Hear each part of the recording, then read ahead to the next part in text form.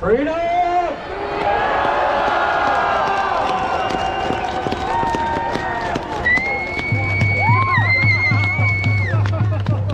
we got a really great lineup here today.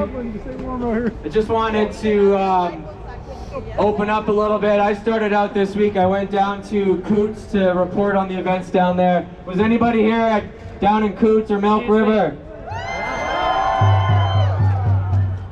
How powerful was that? That was one of the most powerful experiences of my life. And anybody who was down there, they know it's very well that it was nothing but peaceful and loving. What we saw happen down there is what's happening across the country. We saw people coming together and working together as a community.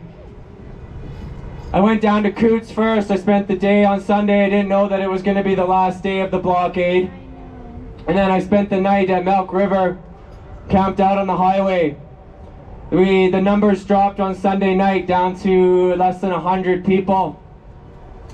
And after the sun set and the darkness came, the police presence started to build up very heavily. We had lots and lots and lots of police vehicles. There was the blockade itself with the lights flashing and then cars circling us like wolves. And the trucks had made a circle of safety for everybody to stay together. We had fires and barrels. They had a stage there. We had people singing. We had children up there. I must have heard O Canada sung about at least 5 times over that day. And this was very impactful for me. Sorry.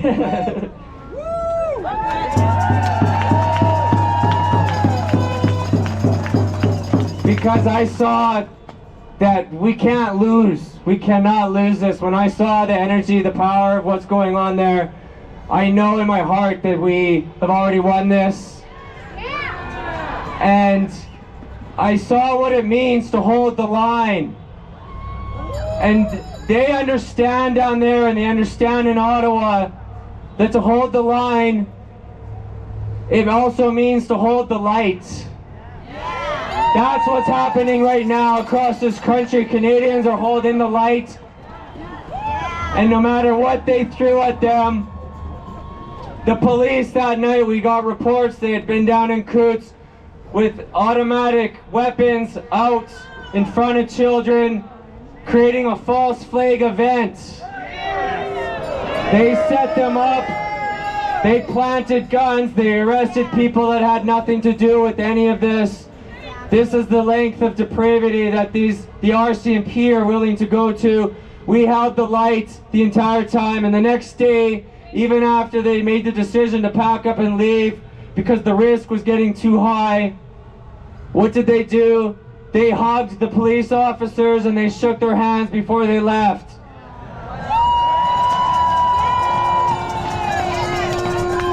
This is the Canadian way. This is how we win this. And I heard of stories of at least one officer down there breaking down and saying that this was his last day on the job.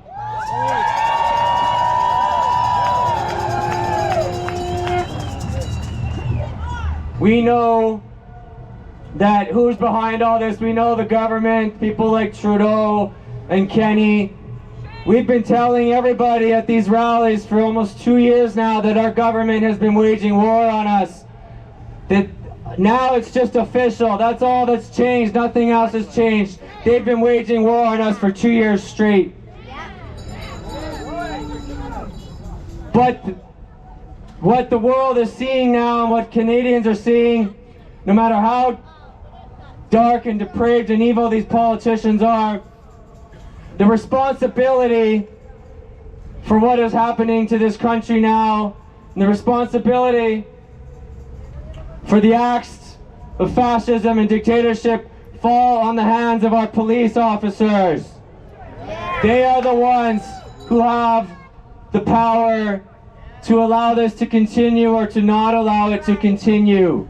It is in their hands. And what the people are doing, what they did in Coots and what they're doing in Ottawa, is we are appealing to their humanity. These are our brothers and our sisters. They are being used. Your officers are being used by these people to further their sick agenda. And it's time for you to stand down.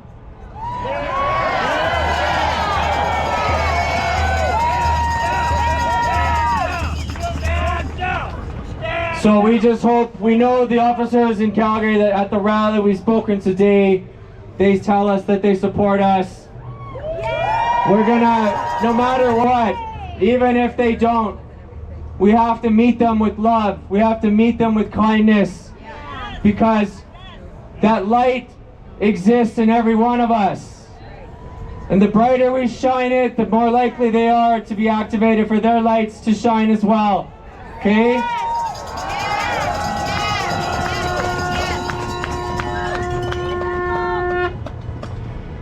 So our first speaker today, he's been involved in the case, the constitutional challenge against our provincial government, and Dina Hinshaw, representing Freedom for Canada. So here to update you on what's going on in this trial. Please welcome Roman. Hello everyone. Roman with Freedom for Canada. Thank you all for being here today and for giving your attention to what I gotta say. Canada's Tiananmen Square yesterday. Wow, what a time to be alive. Never thought I'd see that. It's been some time since I've been here to speak to you, and I'm really looking forward to sharing some of this exciting information with you. For those of you who aren't familiar with us, Freedom for Canada is a group of dedicated volunteers working together to build a community that promotes and maintains freedom in Canada. That's all we do. There are many of us here in the crowd today. I'd like to start with a little saying. We can all count the seeds in an apple, but who among us can count the apples in a seed? Well, I'm here to tell you about a little seed Freedom for Canada planted a year and a half ago. Back then, we were just entering the second wave. New restrictions were being introduced, including harder lockdowns and masking mandates. The reasons we were given to justify those measures did not make much sense. So we started to ask questions, and we just couldn't get any straight answers. So as a result, we decided that we would get those answers one way or another. And we retained Jeffrey Rath of Rath & Company to lead a judicial review application of the restrictions being imposed on us. After numerous delays and many months of effort by Mr. Rath and also the JCCF, and John Carpe here will speak to you a little later, in watering that seed, the trial finally began last week. This trial has already produced some very interesting information, which I'm going to share with you today, and is expected to also include the testimony of Dina Hinshaw herself. And I'm guessing you haven't heard a thing about this on the media, have you? I wonder why.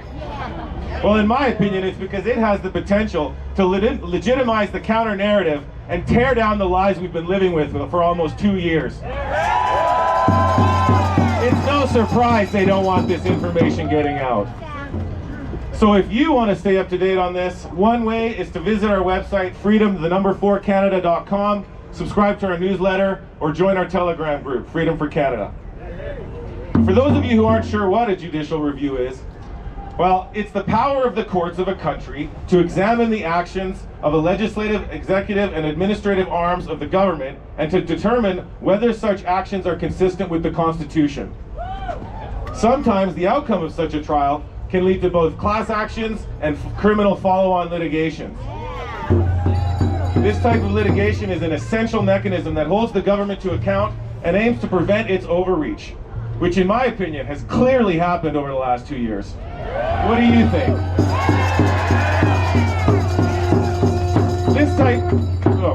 Regardless of the outcome of this trial, the process will certainly provide some answers about what has happened.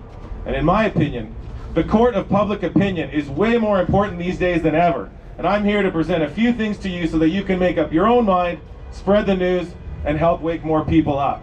Remember, the people have the power. Before I get into that, I just want to say, none of this would have been possible without the dedication and generosity of Mr. Rath.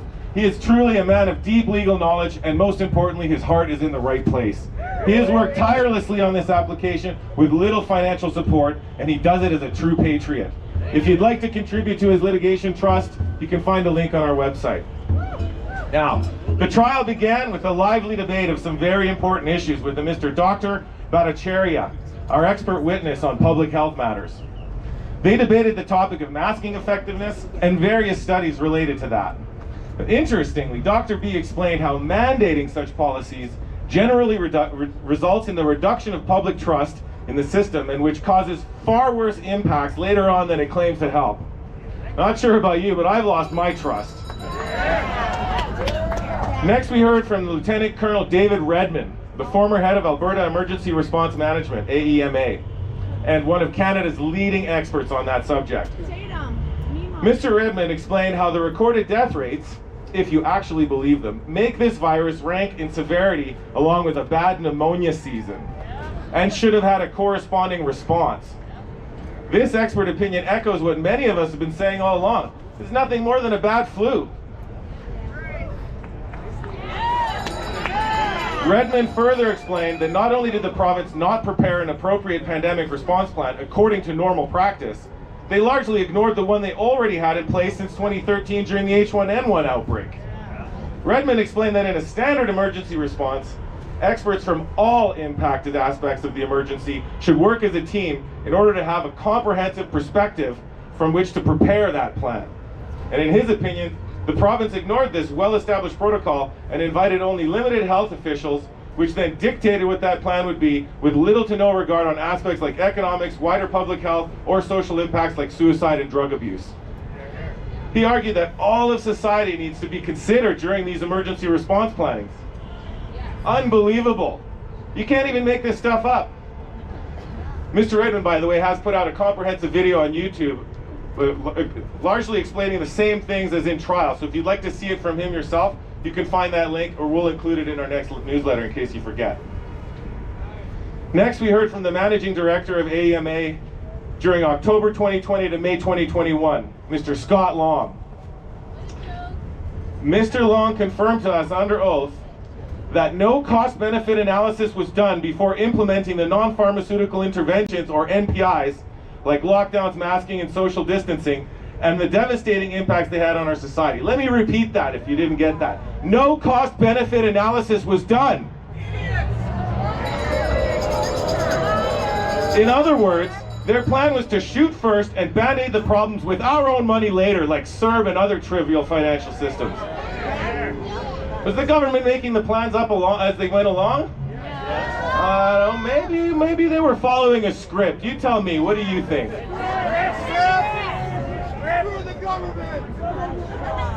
Another little golden nugget is on page 35 of Dr. Hinshaw's sworn affidavit, item number 115.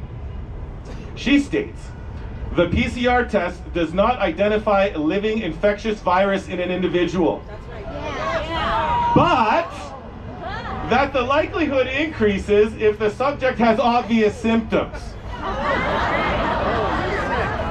Wait, what? Weren't the cases the reason they gave us all these restrictions in the first place? I just can't wait to see her answer some questions about that one. I don't know about you. Get your popcorn ready.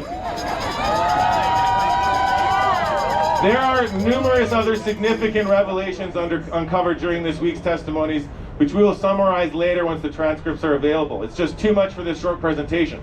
But in summary, the province admitted the PCR test cannot diagnose an infectious person. They had no proper plan and imposed harsh restrictions without consideration to the substantial damage to both our economy and social fabric that they caused. How are Kenny and Hinshaw still employed after such blatant negligence?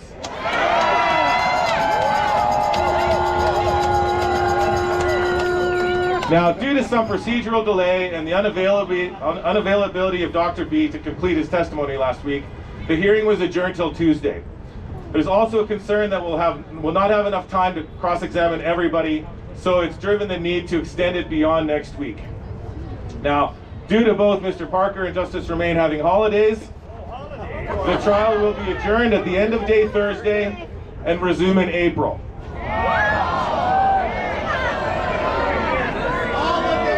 The last time it was delayed was because Dr. Hinshaw decided vacation was more important.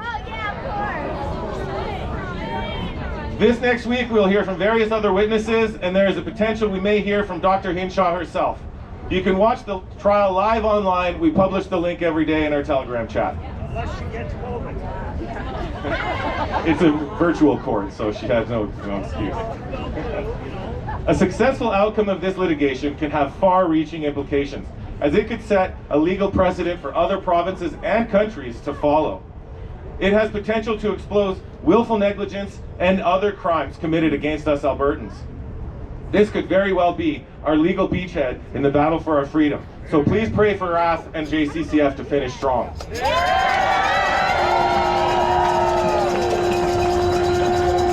Now, which one of you can count the apples in that seed?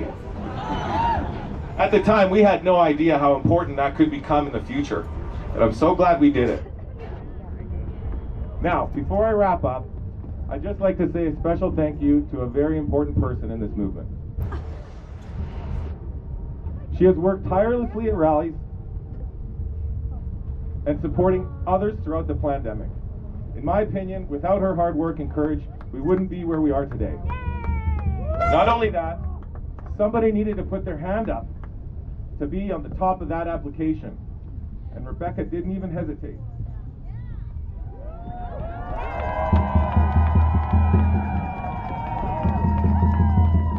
From that moment on, she became the lead plaintiff against the province of Alberta.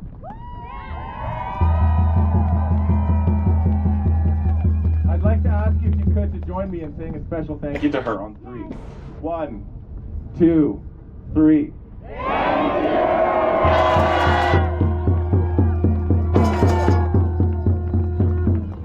Now more than ever, we need all of you to keep asking these questions, planting your own seeds, and sharing that information.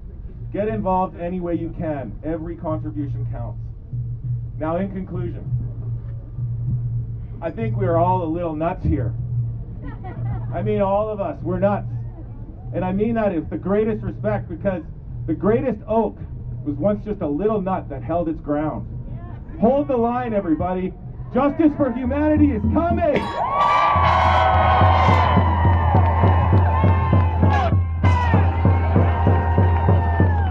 All right, thanks, Roman. Next up, we have April.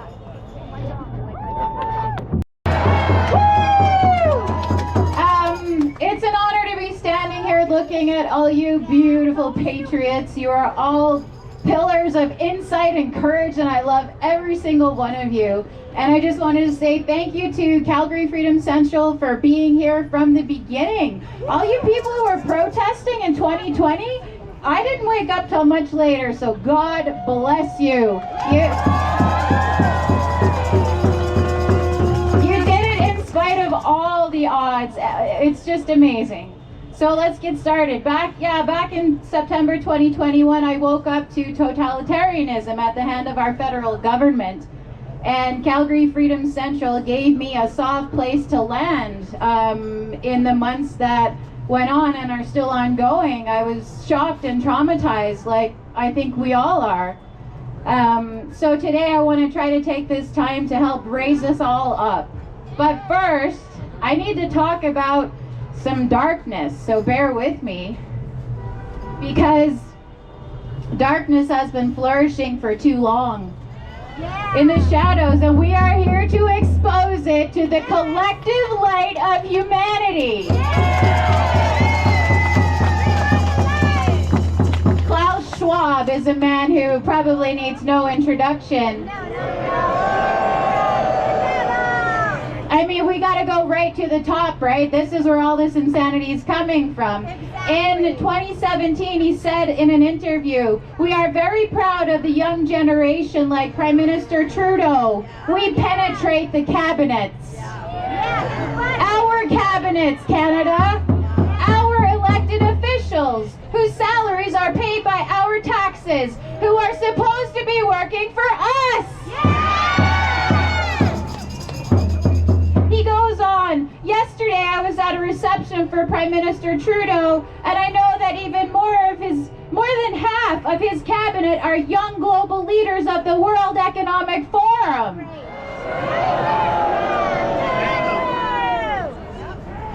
Trudeau is not the first Prime Minister who sold us and our country to corporate interests for some greasing of their own wheels, I'm afraid. Conservative Prime Minister Stephen Harper frequented the World Economic Forum and received much praise from Schwab, who represents the interests of roughly 1,000 high-earning corporate entities, those who see legislation made to protect Canadians as obstacles to profit and power. Indeed, our entire Charter of Rights and Freedom got in their way! While groomed by the World Economic Forum, Harper's government participated in the creation of the Trans-Pacific Partnership trade deal. It's an enormous body of trade law that was negotiated in secrecy. Nobody asked us. They didn't even show it to us. And Harper only released it after he stepped down. What scared me most about this secret trade deal was the fact that it gave powers to corporations based in other countries like China to do business on Canadian soil and to override our own country's laws. Laws that protect our environment and our people. Laws made by Canadians for Canadians. Laws that now mean virtually nothing in secret tribunal courts. Justin Trudeau's Liberals signed that trade deal. Chrystia Freeland signed it. And I'm not a person who regularly puts my faith in politicians, but I'm so ashamed to admit that I voted for Justin Trudeau. Yeah, it was a big mistake. I'm sorry to Alberta. I hope that Trudeau would not betray Canada like Harper had. I hope that he would not betray Alberta like his father had, with his own poorly thought out ambitions and his selfishness. 5 years later, this August of 2021, I listened to Trudeau say that he ordered 400 million doses for a population of 38 million. And my mind snapped. I woke up. I came to my senses. And I thought, whoa, we're under siege. The hatred and the division that he launched his election campaign with was the last nail in the federal coffin for me. $600 million that would have been spent better on all these supposed ICU beds that we needed. We've been sold again by our federal government, only this time it was much, much worse. Our own bodies were the land being invaded by frauds, by treasonists, and by globalists. I frantically looked to the other major parties, assuming that one of them would surely speak out against all this coercion and division. Surely the opposition would take a stance on this insanity. But they didn't. They didn't. The stance was the same across the board, with the notable exception of the PPC. I had to look to the past to find comfort. I looked to the past and I found the words of Conservative Prime Minister John Diefenbaker. Honk honk!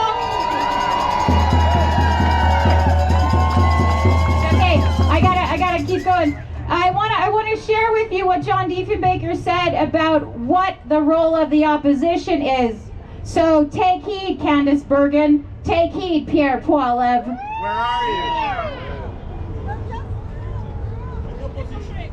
It is the very essence of our system that when opposition feels strongly on a matter of principle and on matters of major and far-ranging public concern, they must carry opposition to the utmost limit allowed by parliamentary usage. Only a strong and alert opposition can check and control the excessive and unconstitutional powers assumed by bureaucrats. Only a strong and assertive opposition can prevent shortcuts through democratic procedure that cabinets find so attractive and easy to take. Without a strong and alert opposition functioning as a recognized part of parliamentary proceedings, minorities would stand unprotected. Freedom would wither. Individual liberty would be in jeopardy. Unwarranted and oppressive invasion of private rights would grow unchecked. Sounds like today, doesn't it? Without a true opposition, John Diefenbaker said the administration of the day could and would carry on the task of running the country, but such a situation would be identical with a totalitarian one-party state. Efficiency and administration was claimed by Hitler and Mussolini, but freedom died. I'm gonna finish up really soon. Parliament is more than procedure. It's the custodian of the nation's freedom.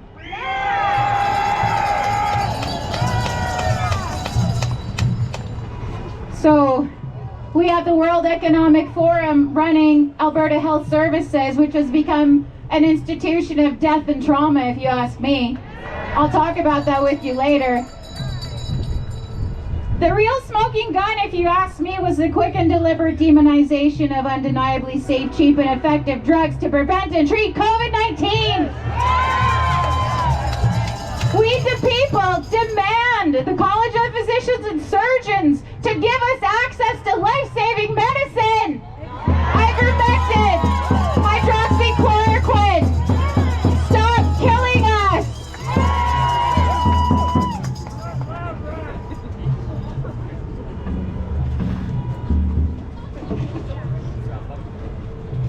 We have a crisis with our kids. I'm almost done.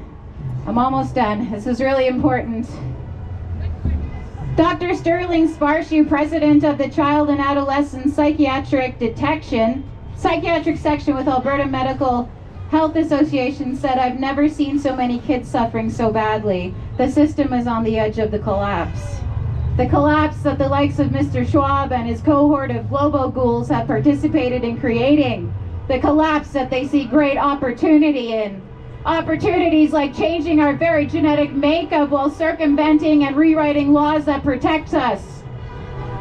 Shame on him. Mr. Schwab says virtually everything can be solved by technology. Really, Mr. Schwab? Can your fourth industrial revolution unbreak our hearts? Can it give us back our businesses and our loved ones who died at your hand?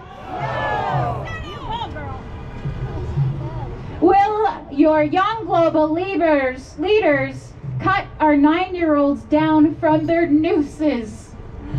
A suicide doubles in children! Or are they too busy figuring out how to get us to comply to the will of psychopaths? No, Mr. Schwab, no. Only humanity can heal humanity. Only those tender and caring parts of our nature can solve these human problems. We see your great reset and we raise you a great awakening!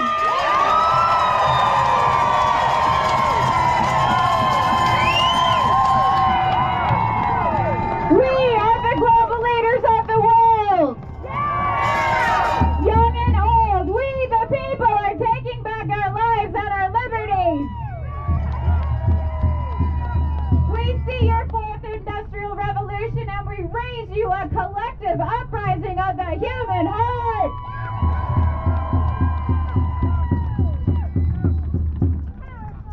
We said this is the hill that we will die on, and we meant it! Nobody's gonna stop. You can put our heroes in jail. You'll never stop us! Because life is too precious to be lived as a slave! And finally, Calgary, thank you for this blessing. Let's look to that eternal flame right there. Yes. That's the eternal flame of freedom. Yes. Light that flame in your heart.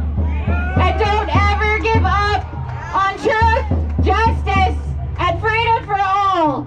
Thank you. Thank you. Okay, next up we have the president of the Justice Center for Constitutional Freedoms, John Colbert. Thank you, Ryan. Thank you, everybody. Thank you, April. Thank you, Roman. Thank you, everybody that is here today. The only thing necessary for evil to triumph is for good men to do nothing. We are good people, and we're not going to do nothing. The hardest part of the 2 weeks to flatten the curve has been the past 23 months. We're fed up, we're tired, and we're going to bring an end to the medical tyranny, to the medical dictatorship, and to the ongoing violations of our charter rights and freedoms. It will end peacefully, and it's because of this rally today and rallies like it all across Canada that we are going to restore the charter rights and freedoms that were taken away from us 23 months ago.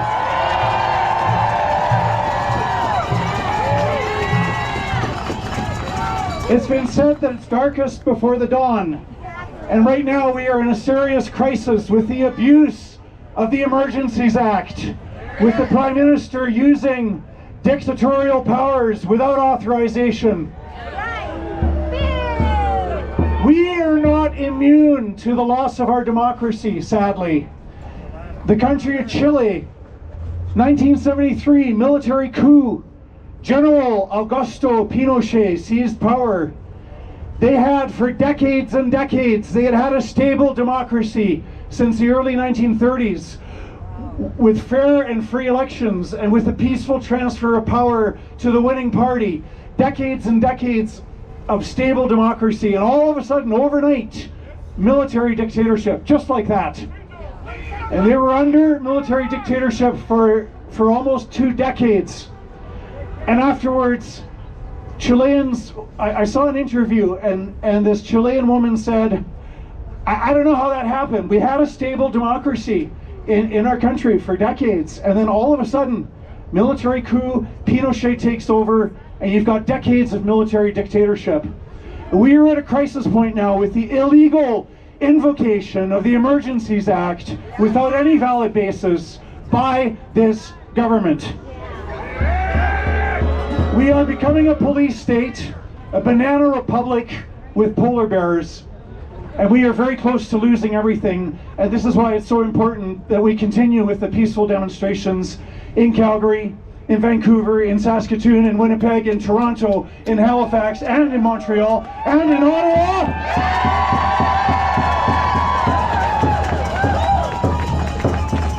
Because there are enough Canadians who understand that it is better to die standing than to live on your knees. We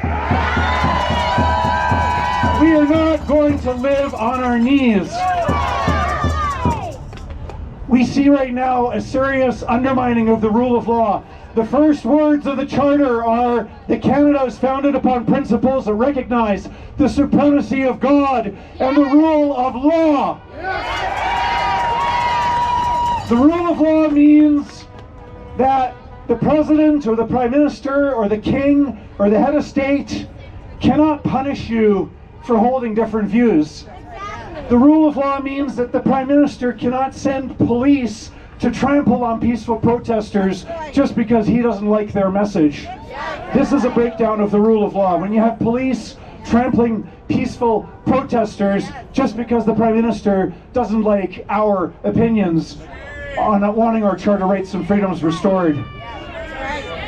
The rule of law means that the Prime Minister cannot go after your bank account just because he disagrees with your opinions and your beliefs. In a free and democratic society, there is nothing that would stop or could stop or should stop peaceful protests in Ottawa or in Calgary or in anywhere else. The Emergencies Act definition says that for there to be a national emergency, we need a serious threat to the life, health, safety of people, or we need a serious threat to the security, sovereignty, or territorial integrity of our country. Now let me ask you, do a bunch of peaceful truckers in Ottawa, do they threaten the lives of Canadians? Do they threaten the safety of Canadians? Do they threaten the health of Canadians? Do they threaten the security of Canadians? Do they threaten the sovereignty of Canada? Do they threaten the territorial integrity of Canada? Is there any basis for this declaration of a national emergency? So we will continue with our peaceful protests. I can report back to you the Justice Centre, our lawyers are working now on a court application to be filed shortly on this issue of the wrongful use of the Emergencies Act I really appreciate many of you. I know our supporters. I appreciate all of the support. We've got our court cases in BC, in Alberta, the one that Roman talked about, working jointly with Roman's group. And I really appreciate that support, because we are trying to hold the government to account in court, to respect the rule of law, to restore our charter rights and freedoms. I've said it before, I'll have to say it again. The most important battle is not in the court of law. The most important battle is in the court of public opinion. I've got a box of brochures here. Your body, your choice. It's important that we continue to reach out to people that are undecided, people that are in the middle, people that are open to being persuaded, because as long as there are some people that support this tyranny, and unfortunately there are people who support this garbage, but we have to, the tide is turning, but it has to turn more. So come and get a brochure. I'm leaving the box here. I'm not taking it back to the office. If we've run out, just contact info@jccf.ca, get a bundle, put them in the mailboxes of your neighbors, hand them out to people, because we're not going to get out of this mess unless and until we change public opinion even more than what we already have. It's important to remember we're going to win, but we have to cultivate the virtue of perseverance. Quitters never win, and winners never quit. And we are going to win this battle. We are going to win because truth always vanquishes the lie, because justice will triumph over injustice, and because freedom will triumph over tyranny. So let us continue until we win. Thank you. Oh, we found him. All right, we have David Pawlowski here. He's going to give us an update on the condition of Pastor Art. Hello everyone, I salute you all. Hello. We stand on God for thee. Yes. You might be asking, why am I looking at the roofs? I'm looking for snipers. You know, if you see some, tell us right away.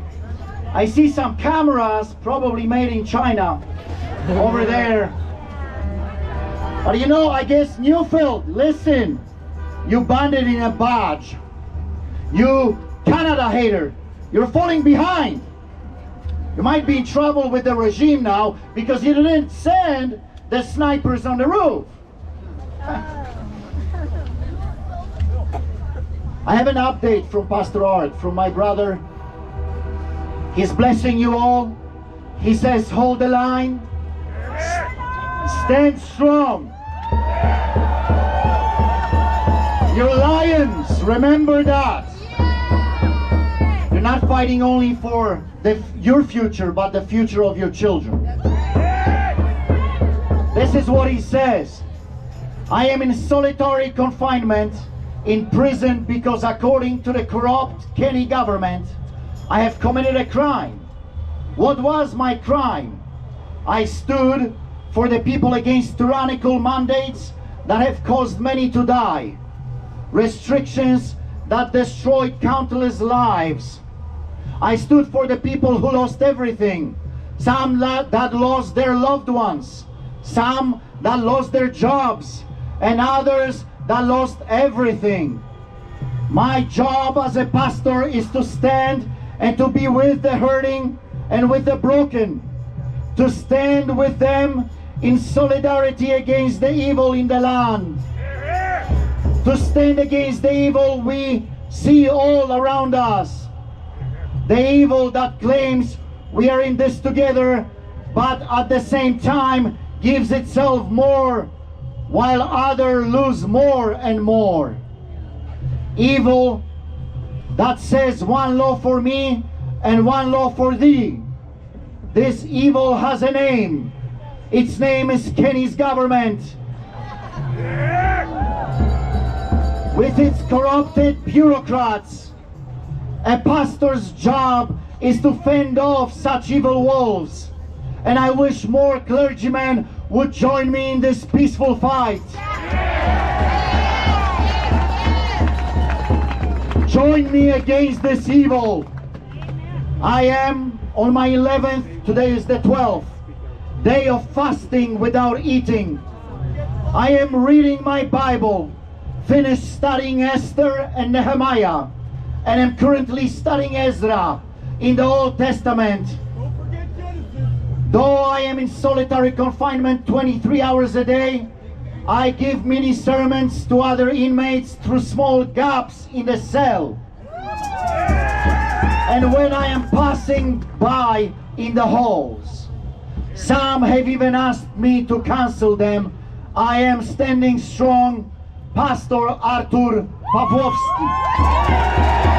Amen.